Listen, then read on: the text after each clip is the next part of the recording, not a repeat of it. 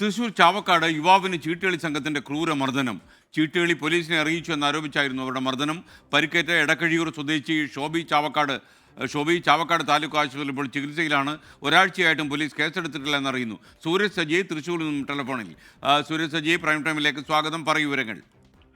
SKN 2 മാസം മുമ്പ് ചാവക്കാട് പഞ്ചവടി സെന്ററിൽ ഈ പണം വച്ച് ചീട്ട് കളിച്ച കുറച്ചുപേരെ ഈ പോലീസ് പിടികൂടിയിരുന്നു. ഇത് ഷോബി എന്ന് പറയുന്ന ആളാണ് ഈ പോലീസിന് വിവരം നൽകിയതെന്ന് പറഞ്ഞായിരുന്നു ഈ ഷോബിയെ മർദ്ദിച്ചത്.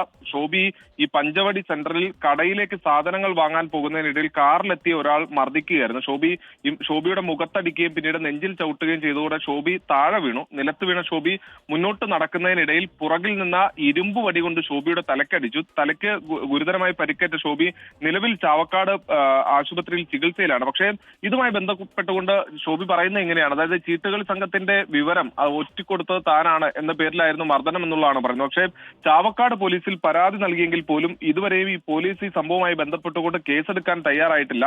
യാതൊരു അന്വേഷണവും ഉണ്ടായിട്ടില്ല എന്നുള്ളതാണ് ഷോബി ചൂണ്ടിക്കാട്ടുന്നത്. മർദ്ദിച്ച ആളുകളെ പിടികൂടി നിയമപരമായ നടപടി സ്വീകരിക്കണമെന്ന് ആവശ്യപ്പെട്ടുകൊണ്ട് ഇപ്പോൾ മുഖ്യമന്ത്രിക്കും സിറ്റി പോലീസ് കമ്മീഷണർക്കും അടക്കം പരാതി നൽകിയിരിക്കുകയാണ് ഈ മർദ്ദനമേറ്റ ഷോബി.